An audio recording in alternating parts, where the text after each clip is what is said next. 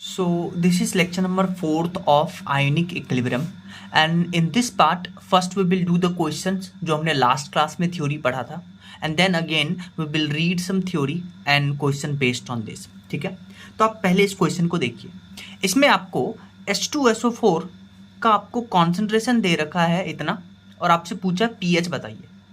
आपको जो कॉन्सेंट्रेशन दे रखा है वो मोलैरिटी में दे रखा है और मैंने आपको बताया था कि जब भी आप कॉन्सेंट्रेशन यूज करेंगे वो आप नॉर्मेलिटी में यूज करेंगे. तो नॉर्मेलिटी होता है मोलैरिटी इनटू एन फैक्टर. तो मोलैरिटी आपके पास इतना है 10⁻³ H2SO4 का एन फैक्टर होता है 2. तो यहाँ से आपके पास नॉर्मेलिटी आ गया इतना. अब आपको पता है कि H2SO4 एक स्ट्रॉन्ग एसिड है. नॉर्मली अगर किसी भी एसिड में H+ का कॉन्सेंट्रेशन देखते हैं तो वो C अल्फा देखते हैं.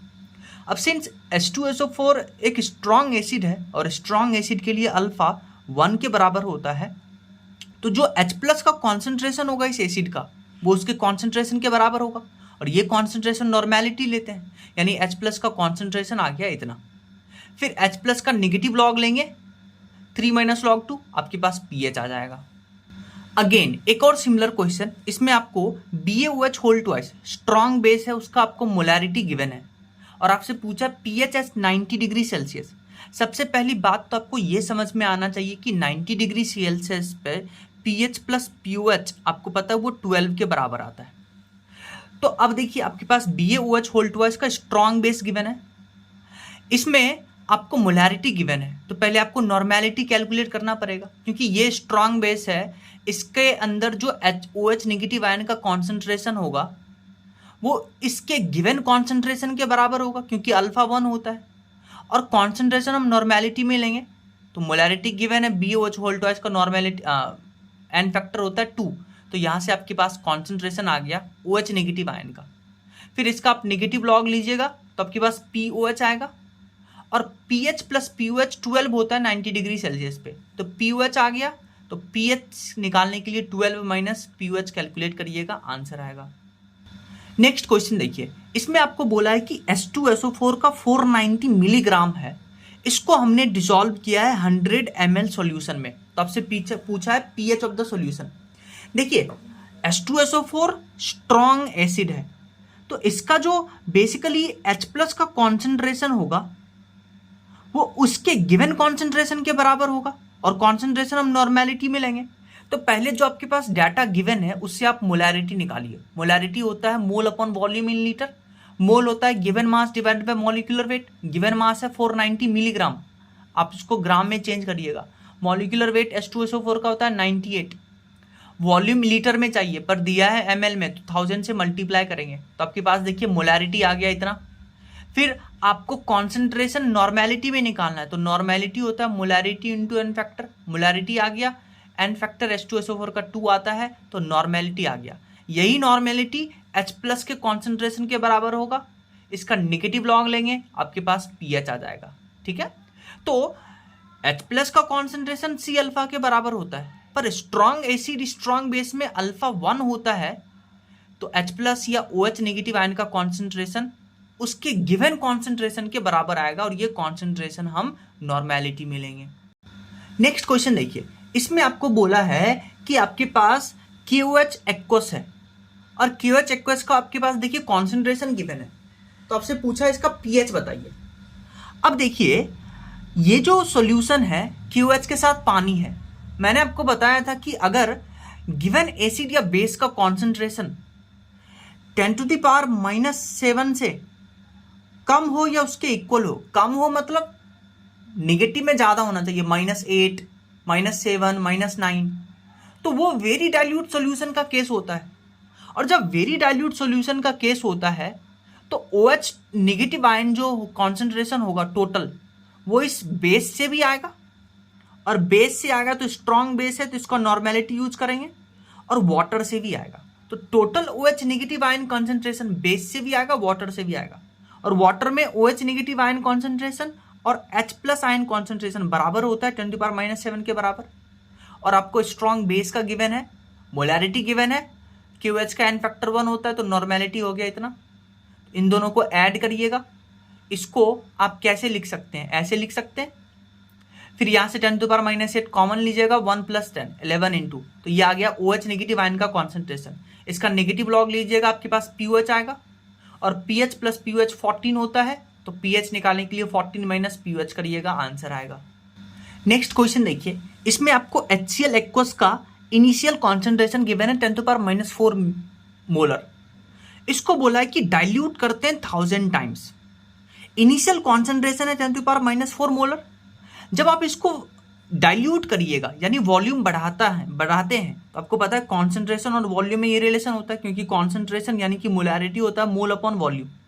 तो अगर आप वॉल्यूम 1000 टाइम्स करिएगा तो कॉन्सेंट्रेशन 1000 टाइम्स डिक्रीज कर जाएगा, यानी कि अब जो HCl का कॉन्सेंट्रेशन आएगा इनिशियल का 1/1000 टाइम्स आएगा। यह समझना पड़ेगा आपको, वॉल्यूम आपने 1000 टाइम्स बढ़ाया है तो कॉन्सेंट्रेशन इनिशियल का 1/1000 हो जाएगा।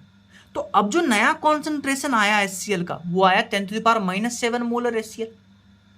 अब आप देखिए, क्या ये HCl का कॉन्सेंट्रेशन एक्वस है?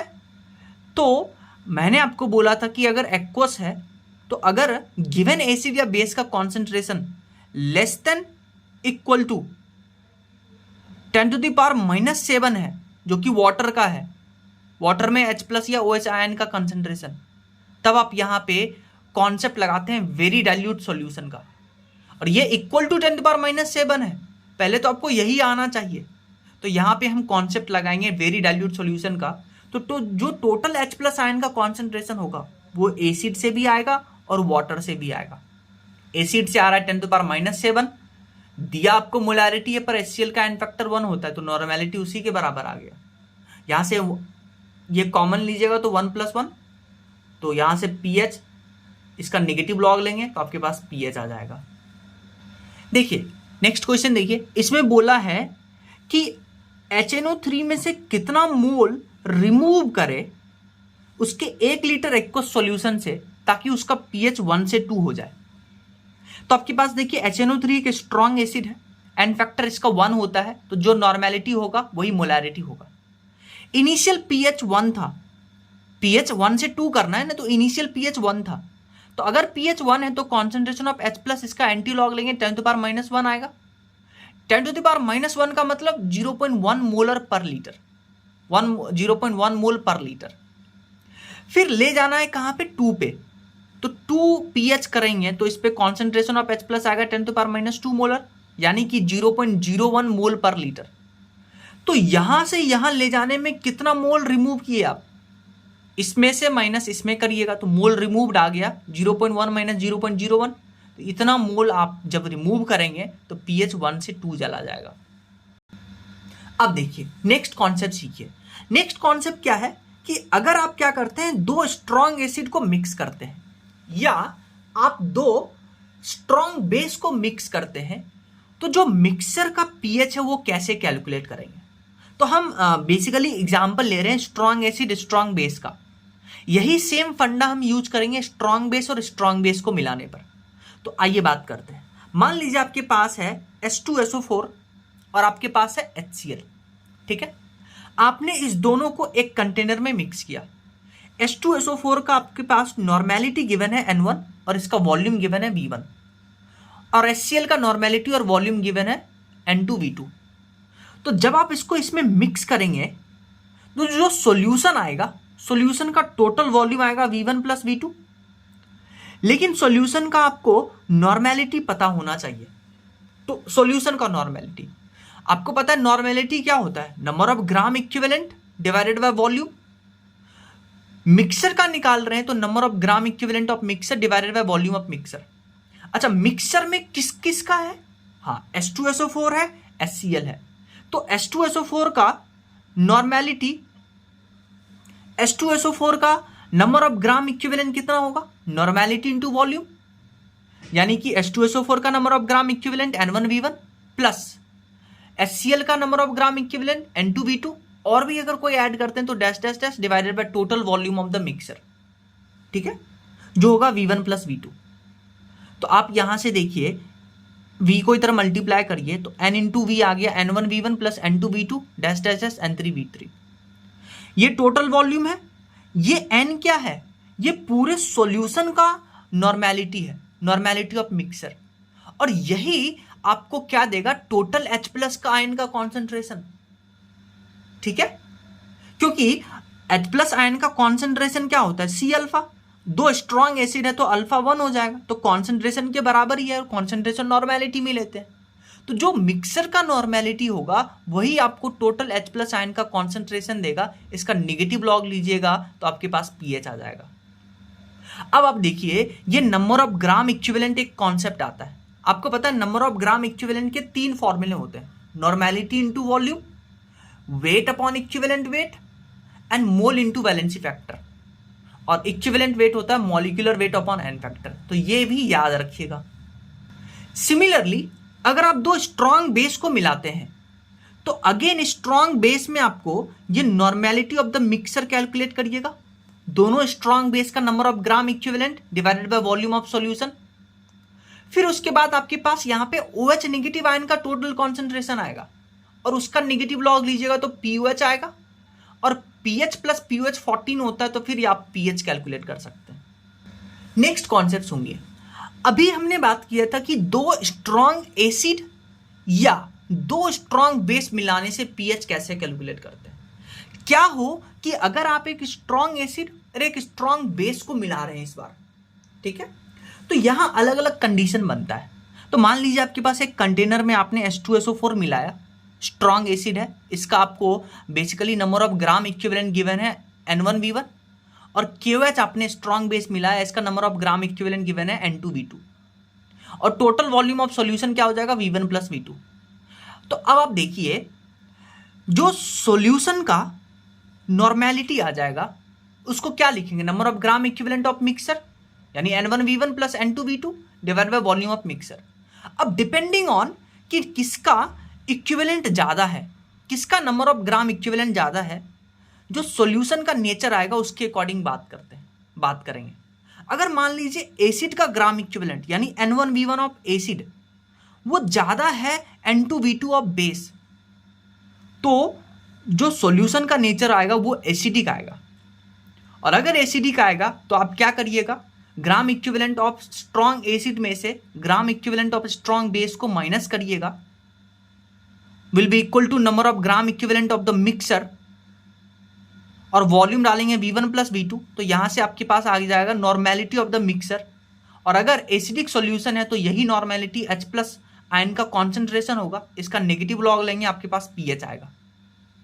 लेकिन क्या हो कि number of gram equivalent of base, strong base वो स्ट्रॉन्ग एसिड से ज्यादा होगा, तो सॉल्यूशन अब बेसिक हो जाएगा। और अगर सॉल्यूशन बेसिक हो जाएगा तो जो यहां से आपको मिलेगा वो OH आयन का कॉन्सेंट्रेशन मिलेगा। तो उसको कैलकुलेट करने के लिए आप क्या करिएगा? स्ट्रॉन्ग बेस का जो नंबर ऑफ ग्राम इक्विवेलेंट है N2V2, number of gram equivalent क्या होता है? नॉर्मेलिटी इनटू वॉल्यूम, उसमें से माइनस करिएगा स्ट्रॉन्ग एसिड का number of gram equivalent, that will be equal to number of gram equivalent of mixture, volume लेंगे V1 plus V2, यहां से आ जाएगा नॉर्मेलिटी ऑफ द मिक्सर। और अगर सिंस बेसिक सॉल्यूशन है तो यहाँ नॉर्मेलिटी ऑफ जो मिक्सर आएगा वो OH नेगेटिव आयन के कॉन्सेंट्रेशन आएगा, और इसका नेगेटिव लॉग लेंगे तो आपके पास POH आ जाएगा। अगर POH आया तो आप क्या करते हैं? pH प्लस POH 14 होता है, 14 माइनस POH करिएगा, आपके पास pH आएगा। लेकिन क्या हो कि अगर gram equivalent of strong acid बराबर है gram equivalent of strong base, तो ये दोनों आपस में रिएक्ट करके न्यूट्रलाइजेशन रिएक्शन करेंगे, सॉल्यूशन न्यूट्रल होगा। यानी अगर सॉल्यूशन न्यूट्रल हुआ मतलब उसमें H प्लस आयन का concentration will be equal to OH negative ion का कॉन्सेंट्रेशन, जो 10⁻⁻7 के बराबर आएगा एट 25 डिग्री सेल्सियस, और pH और POH 7 के बराबर आ जाएगा। जैसे आप इस क्वेश्चन को देखिए, इसमें आपको बोला है कि आपके पास 3 एसिड हैं। कितने एसिड हैं? 3 एसिड हैं, और तीनों स्ट्रॉन्ग एसिड हैं। आपको सबका वॉल्यूम और नॉर्मेलिटी गिवन है, वॉल्यूम नॉर्मेलिटी। आपसे बोला जब तीनों को मिलाते हैं तो pH बताइए सॉल्यूशन का। तो मैंने आपको बताया था सॉल्यूशन का pH कैसे निकालेंगे। सबका आपको नंबर ऑफ ग्राम इक्विवेलेंट बराबर करना है। देखिए, number of gram equivalent of पहला acid, number of gram equivalent of दूसरा acid, number of gram equivalent of तीसरा acid will be equal to number of gram equivalent of mixture. तो देखिए, number of gram equivalent होता है N1V1, N2V2 N3V3 और mixer का N×V और volume total volume लेंगे और यहाँ आ जाएगा नॉर्मेलिटी ऑफ द मिक्सर।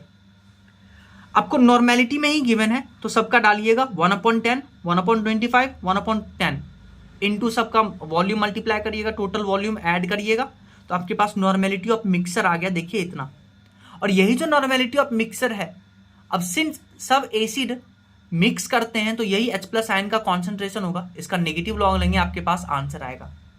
देखिए यहां जो फंडा हमने यूज किया है, आपको पता है कि नंबर ऑफ ग्राम इक्विवेलेंट कभी चेंज नहीं होता है, चाहे आप कितना भी सॉल्यूशन को मिक्स करते हैं। तो हम क्या करते हैं, 3 को मिक्स किए एक कंटेनर में, तो सबका नंबर ऑफ ग्राम इक्विवेलेंट आपस में बराबर होगा और सॉल्यूशन का ग्राम इक्विवेलेंट बराबर होगा। बस वही कॉन्सेप्ट हमने यूज किया है। देखिए नंबर ऑफ ग्राम इक्विवेलेंट होता है नॉर्मेलिटी इनटू वॉल्यूम, तो ये पहले वाले एसिड का number of gram equivalent plus दूसरे वाले एसिड का number of gram equivalent plus तीसरे वाले एसिड का नंबर ऑफ ग्राम इक्विवेलेंट, ये बराबर होगा number of gram equivalent of the solution. Next question देखिए, इसमें आपको 3 स्ट्रॉन्ग बेस गिवन है और इसमें आपको मोलैरिटी गिवन है। तो मैंने आपको बताया था मोलैरिटी गिवन है, पहले आप नॉर्मेलिटी निकालिएगा। तो इसका नॉर्मेलिटी तो मोलैरिटी के बराबर आएगा क्योंकि इसका एन फैक्टर 1 है, पर इसका एन फैक्टर 2 है, तो इसका नॉर्मेलिटी आ जाएगा molarity into N factor. Molarity है 1/20, एन फैक्टर होगा 2, तो इसका नॉर्मेलिटी आ गया 1/10। और KOH का भी एन फैक्टर 1 होता है, तो मोलैरिटी नॉर्मेलिटी के बराबर है। आपको वॉल्यूम गिवन, आपको बताना है pH। अब आप देखिए इन तीनों सॉल्यूशन का जो नंबर ऑफ ग्राम इक्विवेलेंट है ऐड करने के बाद वो इक्वल आएगा जब आप इस तीनों को सॉल्यूशन में डालेंगे, सॉल्यूशन बनाएंगे इसका, यानी कि number of gram equivalent of first acid, second acid, third acid का जो सम होगा that will be equal to solution का। और सॉल्यूशन में ये टोटल वॉल्यूम, आपको देखिए तीनों का वॉल्यूम गिवन है प्लस आपको ये भी गिवन है कि H2O का वॉल्यूम आपको गिवन है, इसमें वाटर भी ऐड करते हैं, तो टोटल वॉल्यूम आ जाएगा V1 + V2 + V3 साथ में H2O का वॉल्यूम। तो यहां से आप इन दोनों को मल्टीप्लाई करिएगा, इसको मल्टीप्लाई करिएगा, इसको मल्टीप्लाई करिएगा और आपको सॉल्यूशन का नॉर्मेलिटी इंटू वॉल्यूम आ जाएगा 2000, 1200, 300, 300 प्लस 200। तो ये जो एन मिक्स आया, तीनों स्ट्रॉन्ग बेस है, तो ये OH नेगेटिव आयन का कॉन्सेंट्रेशन देगा, इसका नेगेटिव लॉग लीजिएगा, आपके पास POH आ जाएगा। pH + POH 14 होता है, तो pH निकालने के लिए 14 माइनस कर दीजिएगा। नेक्स्ट क्वेश्चन देखिए, इसमें बोला है आपको HCl का वॉल्यूम गिवन है और NaOH का वॉल्यूम गिवन है और HCl का pH गिवन है और NaOH का pH गिवन है। बोला जब इस दोनों को मिक्स करते हैं तो आपको बताना है सॉल्यूशन का pH कितना होगा। तो देखिए अगर आपको HCl एक स्ट्रॉन्ग एसिड है, इसका pH 2 है, तो HCl का एन फैक्टर होता है 1, तो चाहे आप मोलैरिटी की बात करते हैं चाहे नॉर्मेलिटी, दोनों सेम हो जाएगा। अगर pH 2 है तो इसमें H+ आयन का कॉन्सेंट्रेशन कितना होगा, 10⁻², नेगेटिव एंटी लॉग लेंगे और यही नॉर्मेलिटी हो गया। तो यहां से नंबर ऑफ ग्राम इक्विवेलेंट निकालिए HCl का, क्या होगा, नॉर्मेलिटी इंटू वॉल्यूम, नॉर्मेलिटी आ गया 10⁻², वॉल्यूम है 200 ml, तो यहां से आपके पास नंबर ऑफ ग्राम इक्विवेलेंट आ जाएगा 2 मिली इक्विवेलेंट। सिमिलरली बेस, यहां भी इसका एन फैक्टर 1 है, तो नॉर्मेलिटी की बात करिए चाहे मोलैरिटी, दोनों सेम होगा। pH इसका 12 है, अगर इसका pH 12 है तो POH 2 हो जाएगा क्योंकि pH + POH 14 के बराबर आता है, तो pH 12 है तो POH 2 हो जाएगा। अगर POH 2 है तो इसमें number of concentration of OH negative ion आ जाएगा 10⁻² एंटी लॉग लेने से, और यही इसका नॉर्मेलिटी होगा। फिर इसमें से नंबर ऑफ ग्राम इक्विवेलेंट निकालिएगा, नॉर्मेलिटी इंटू वॉल्यूम, तो आ जाएगा आपके पास इतना 3 मिली इक्विवेलेंट। अब आप देखिए बेस और एसिड का इक्विवेलेंट कंपेयर करिए, किसका नंबर ऑफ ग्राम इक्विवेलेंट ज्यादा है, हाँ बेस का, यानी कि milli equivalent of strong base is greater than strong acid, यानी जो सॉल्यूशन होगा वो बेसिक होगा। अब बेसिक होगा तो जो सॉल्यूशन होगा उसमें से OH नेगेटिव आयन मिलेगा। अब वो निकालने के लिए क्या करिएगा, बेस का मिली इक्विवेलेंट माइनस एसिड का मिली इक्विवेलेंट सब्सट्रैक्ट करिएगा, that will be equal to normality of the mixture into volume of the mixture. Volume of the mixture कितना होगा, 3 + 200 500, तो आपके पास देखिए नॉर्मेलिटी ऑफ मिक्सर आ जाएगा 1/500, जो कि OH नेगेटिव आयन के कॉन्सेंट्रेशन के बराबर आएगा, वो इतना आएगा। इसका नेगेटिव लॉग लीजिएगा तो आपके पास POH आएगा, फिर pH + POH 14 होता है, तो pH निकालने के लिए 14 माइनस कर दीजिएगा, Now let's see the next question. In this question you have been given a strong base and strong acid, and इस बार हमें strong base और strong acid का मास गिवन है, और इसको बोला है कि जब हम इसको 1 लीटर सॉल्यूशन में मिक्स करते हैं तो सॉल्यूशन का पीएच बताइए। तो पहले देखिए KOH और H2SO4, इसका हम क्या करेंगे, नंबर ऑफ ग्राम इक्विवेलेंट निकालेंगे। नंबर ऑफ ग्राम इक्विवेलेंट निकले का फॉर्मूला क्या होता है, मोल इंटू वैलेंसी फैक्टर। इसका मोल क्या होगा, given mass divided by molecular wait. KOH का मॉलिक्यूलर वेट होता है 56, एंड फैक्टर इसका है 1, तो नंबर ऑफ ग्राम इक्विवेलेंट आ गया।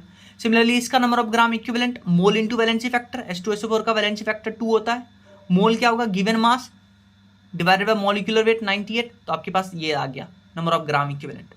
फिर आप देखिए नंबर ऑफ ग्राम इक्विवेलेंट किसका ज्यादा है, एसिड का ज्यादा है। तो number of gram equivalent acid का ज्यादा है बेस से, तो सॉल्यूशन एसिडिक होगा। अब एसिडिक सॉल्यूशन होगा तो उसमें आपको H+ आयन का कॉन्सेंट्रेशन मिलेगा। तो अब क्या करिएगा, 0.2 माइनस 0.1 करिएगा, will be equal to normality into volume.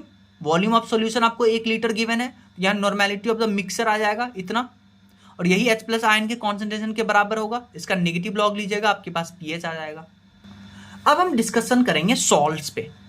देखिए सॉल्ट कैसे बनता है वो आपको पता होना चाहिए।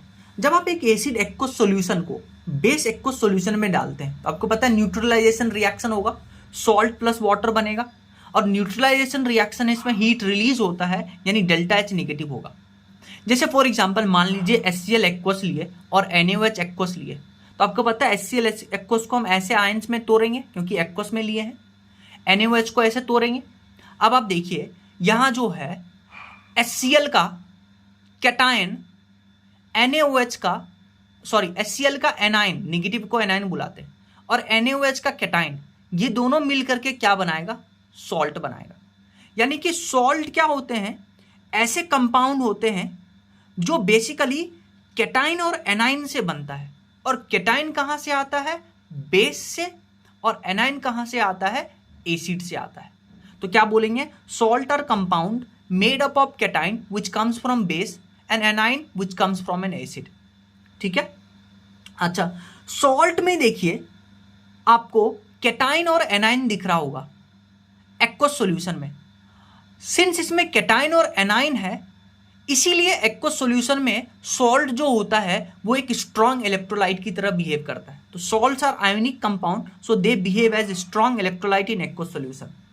अब डिपेंडिंग ऑन कि सॉल्ट में कितने हाइड्रोजन रिप्लेसेबल हैं, उसके बेसिस पे हम सॉल्ट को बहुत तरीके से डिवाइड करते हैं। तो हम बात करने जा रहे हैं टाइप्स ऑफ सॉल्ट। पहला है नॉर्मल या जनरल सॉल्ट।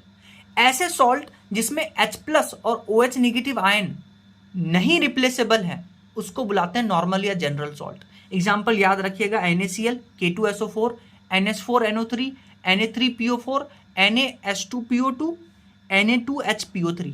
अब आप ध्यान से सुनिए, इसमें चेक करना है, एग्जाम्पल याद नहीं रखिएगा, आप चेक करिए कि ये जो सॉल्ट है कौन से एसिड या बेस से बना हुआ। तो NaCl किससे बना होगा, NaOH HCl। तो HCl है तो उसमें एक ही हाइड्रोजन था, वो पानी में चला गया, तो इसमें रिप्लेसेबल हाइड्रोजन है ही नहीं। सिमिलरली यहाँ NH4OH होगा और यहाँ HNO3 होगा। तो एसिड है HNO3, इसमें एक ही हाइड्रोजन था जो कि पानी में चला गया, तो इसमें भी H+ रिप्लेसेबल नहीं है। Na3 और PO4 ये कैसे बना होगा, Na3 बना होगा NaOH से, 3NaOH से, और साथ में H3PO4 से। तो आपको पता है H3PO4 में 3 हाइड्रोजन रिप्लेसेबल है, और ये 3 हाइड्रोजन NaOH के साथ रिएक्ट करके वाटर बना लेगा 3 OH के साथ, तो इसमें भी रिप्लेसेबल हाइड्रोजन नहीं है। सिमिलरली NaH2PO2, ध्यान दीजिए ये किससे बना होगा, NaH2PO2 बना होगा आपके पास NaOH से और साथ में H3PO2 से। H3PO2 में आपके पास एक ही रिप्लेसेबल हाइड्रोजन है जो कि पानी ले गया, तो इसमें आपको हाइड्रोजन दिख तो रहा है पर ये रिप्लेसेबल नहीं है, तो आपको ऐसे तोड़ के देखना पड़ेगा। सिमिलरली इसमें देखिए आपके पास 2 NaOH से बना है और H3PO3 से बना है। H3PO3 में आपके पास 2 रिप्लेसेबल हाइड्रोजन होता है, और ये 2 रिप्लेसेबल हाइड्रोजन 2 OH लेकर के पानी बनाया, तो इसमें भी रिप्लेसेबल हाइड्रोजन नहीं है। तो इसको बोलते हैं नॉर्मल या जनरल सॉल्ट। सिमिलरली आपके पास होता है एसिडिक सॉल्ट जिसमें एक या एक से ज्यादा रिप्लेसेबल हाइड्रोजन आयंस प्रेजेंट होते हैं, उसको बुलाते हैं एसिडिक सॉल्ट। जैसे NaHSO4, ये बना किससे होगा? NaOH और साथ में H2SO4। H2SO4 में 2 H+ आयन रिप्लेसेबल है, एक तो चला गया NaOH में, OH के साथ वाटर बनाया, पर अभी एक हाइड्रोजन है रिप्लेसेबल। सिमिलरली NaH5, NaHS किससे बना होगा सॉल्ट? NaOH साथ में H2S में 2 हाइड्रोजन, एक हाइड्रोजन तो पानी बनाया पर एक हाइड्रोजन अभी है तो रिप्लेसेबल हाइड्रोजन है। सिमिलरली सब में आप ऐसे ही सोचिएगा, ठीक है।